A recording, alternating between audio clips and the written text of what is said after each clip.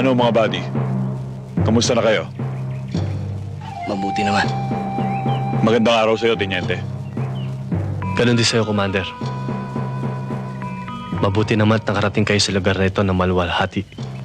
Commander, nais kong ipaalam sa'yo na makabubuti siguro magkaisa tayo tungo sa kapayapaan. Ayaw din namin na labanang ito. Labag din sa kalooban namin na makitang kapwa Pilipino nagpapatayan. Katulad ninyo, naghahangad din kami ng kapayapaan. Pero kayo at ang mga Kristiyano ang dahilan ng kaguluhan dito sa Mindanao. Ang Mindanao ay para sa mga Muslim, at kayo, alam niyong lahat na marami ng dayuhan ang nagtangka na sakupin ang bayang ito, pero hindi sila nagtagumpay. Ngayon, nakalulungkot na isipin, kapwa Pilipino pa nagiging kalaban namin mga Muslim. Bakit? Dahil kinakamkam ninyong mga Kristiyano ang lupaing ito. At yan ang aming pinaglalaban. Ang maibalik ang bawat lupang kinamkam ng mga Kristiyano sa mga Muslim. Kayo, ikaw, Teniente, ano ang inyong pinaglalaban? Wala kayong dahilan para tugisin kami para mga hayop sa aming mga sariling lupa. Wala kayong dahilan para patayin kami. Samantalang kami, ano? Nasa amin ang lahat ng dahilan para pagpapatayin kayo. Mga sundalo kami. At meron kami mga utos na sinusunod. May plano ang gobyerno para sa kaunlad ng Mindanao. Para sa kaunlaran ng bawat Pilipino. Oo, may plano ang gobyerno, pero hindi para sa lahat. Hindi para sa aming mga Muslim, kundi para sa iilan lamang mayayamang politikong gusto maghari dito sa buong Mindanao.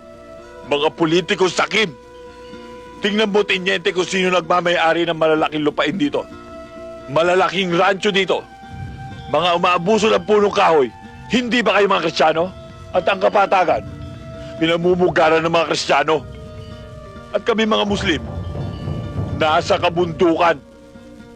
Ultimong kaning isusubo na lang namin ay inaagaw pa ng gutom at hayok ng mga Kristiyanong politiko. Buddy, hindi ito personal na labanan ng mga Kristiyano at mga Muslim. Ito'y labanan ng mga prinsipyo. At kayong mga sundalo, hanggat nagpapagamit kayo sa nakatataas sa inyo, sa mga taong may katungkulan sa politika, marami pang walang malay at walang kinalaman ng malalagas. Teniente, kaya kami bumaba at nakilahok sa usapang pangkapayapang ito ay upang maparating namin sa gobyerno kung anong dahilan kung bakit kami nakikipagdigmaan sa inyo. Makakaasa ka, Commander. Magandang araw sa'yo, Teniente.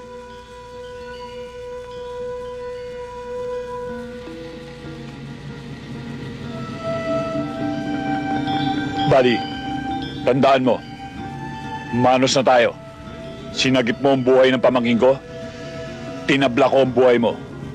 Pero sa susunod, kung magkakaroon man uli ng digmaan at magkrus ang ating landas, magkalaban pa rin tayo.